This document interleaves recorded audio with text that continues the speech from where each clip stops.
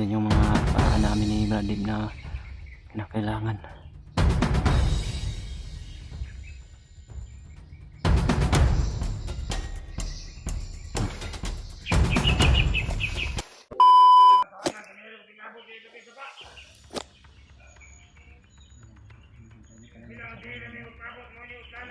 Saan banda yan bro? Busis Brad.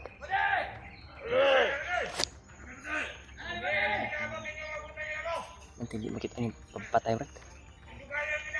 Nanti di makita yung patay.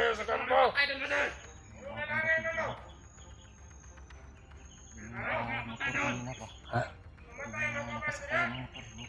Oo ni. Ito na yung mga nagmumotor siguro kanina. Nakita na lang.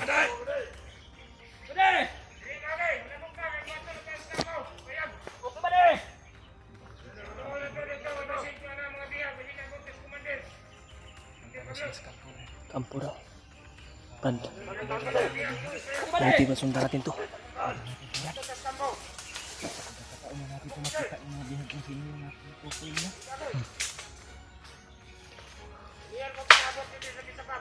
Dahan lang tayo Brad para hindi ko ito.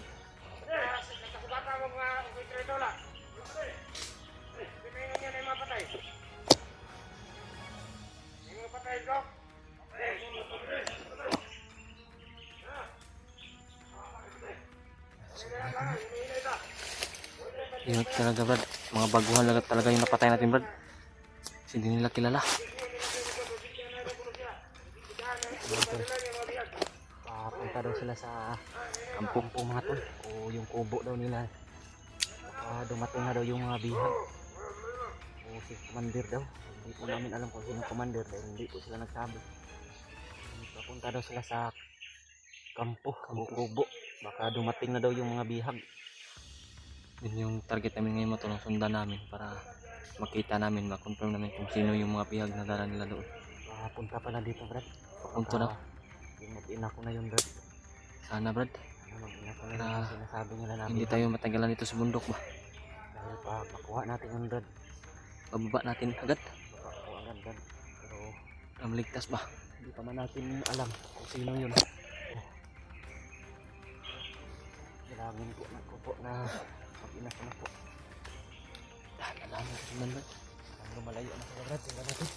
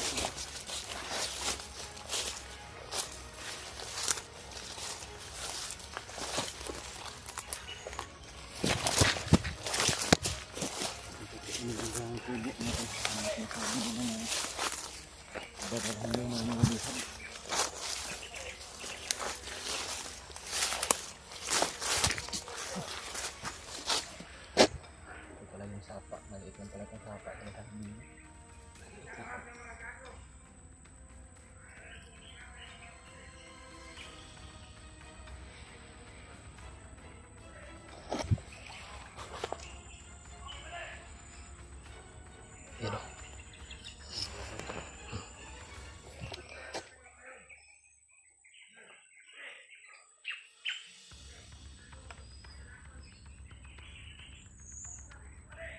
Takot din sa ahas yung mga buwang-buwang.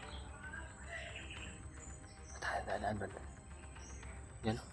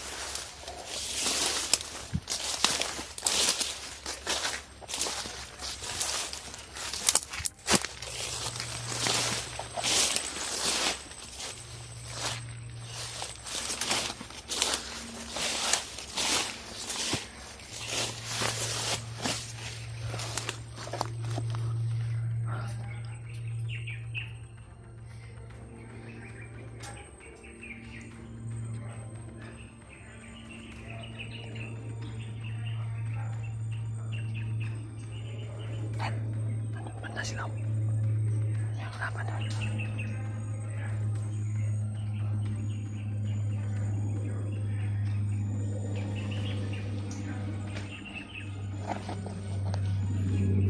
Yan, si Fred dan di sa unahan.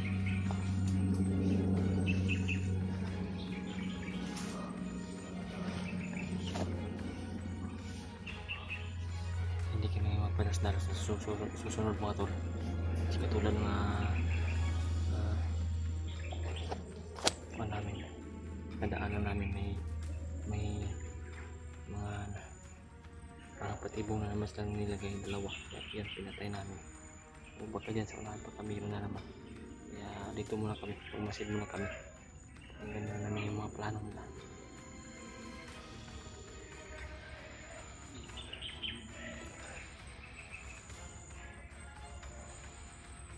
Yun kanina yung dalawa. Kung dumiretso kami, sigurado na makita kami nun. Butin lang, nanandahan kami na naglakad patungo dito. Sumunod sa kanila. Kasi may parang patibong pa rin itong ginagawa nila. Sana mga tol, makita namin, maabutan namin yung kubo na sinasabi nila. Sana ay darating, may biyag talaga doon para makita namin kung sino yung mga biyag nila. At sana nandoon yung asawa o ina ni Brother. Kung ano man yung mangyari ay maligtas namin. Hindi namin alam kung sino yung mga biyag na sinasabi nila, kasi wala silang binabanggit. Biyag na yung sabi nila. Si Brad dyan sa unahan na kadapa.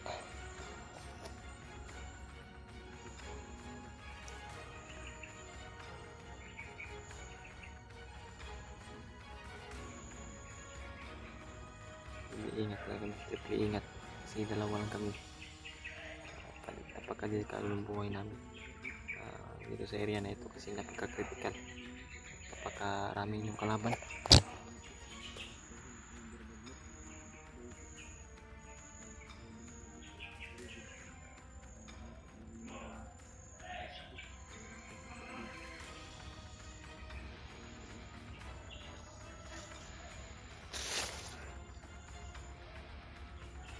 Brad, dandahan tayo Brad, dandahan tayo.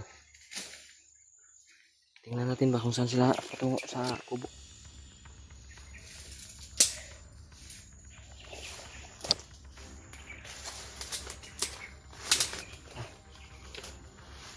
Dandahan.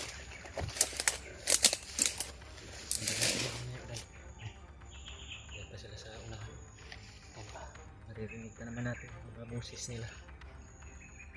Dandahan tayo, baka mapasok naman tayo sa patibong nila. Okay na, delikado yung dalawa kanina, may iniwan pa silang dalawa.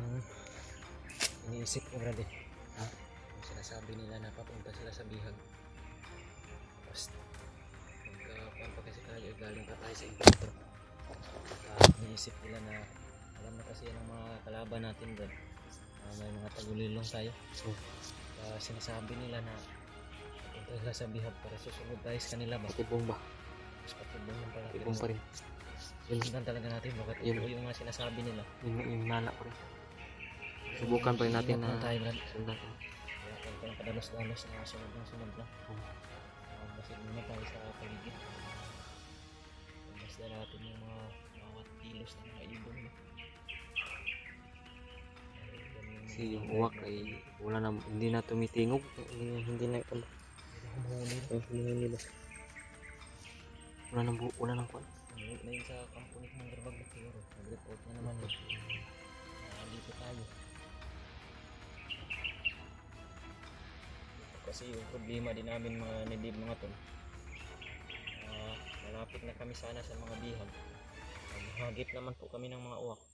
Dadami yung kalaban. Dadami maya harang yung kalaban. Tapos wala yung uwak.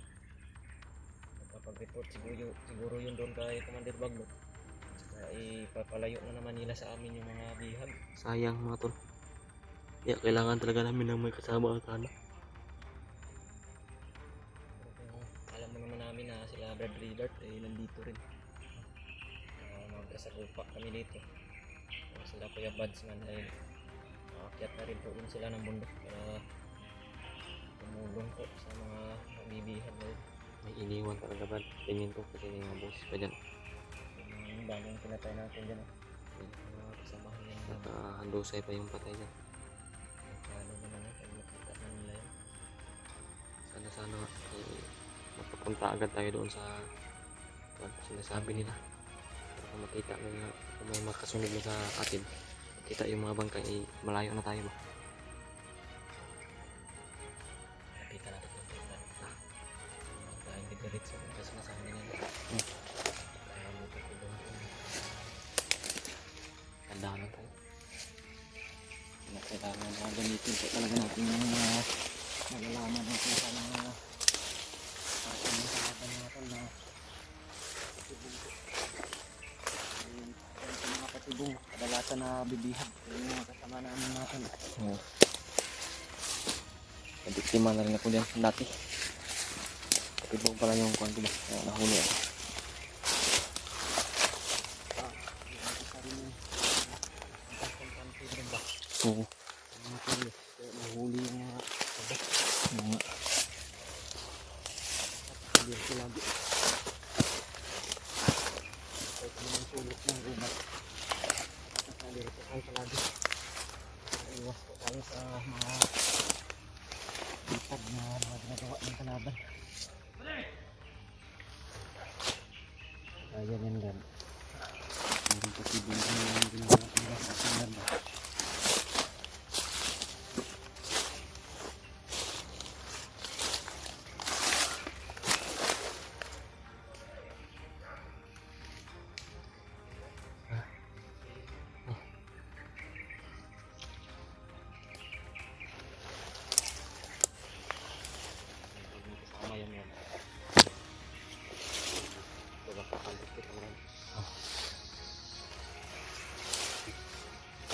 Dalhin kitang kamera mo.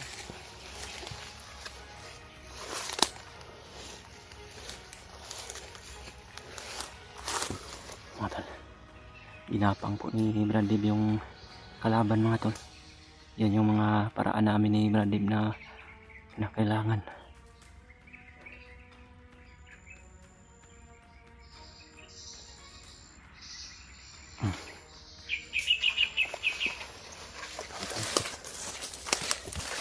Isa sa baba, Brad. Isa sa baba. Ang bahala na. Baho eh, Brad. Baho ako ng kuhan. Ang hit sa kamot. Ang hit. Ang hit mo sa kamot.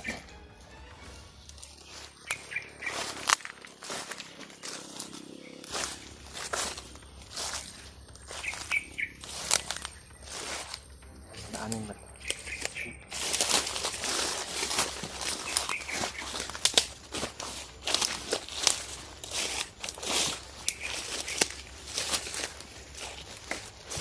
Awas kami lang bro. Yan. Tuloy. Oh. Isa-isahin natin para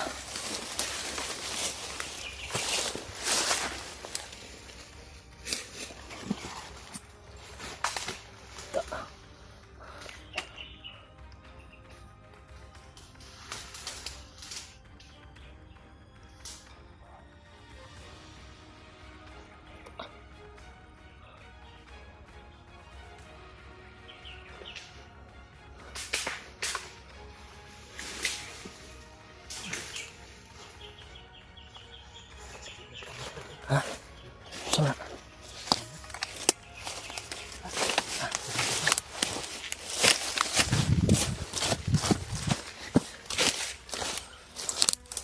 Okay, saman ka, Brad. Sugatan ka. Mga bangga, kuhan. Sugat. Baril ko ba? Sugatan si Brad. Dandan tayo sa namin.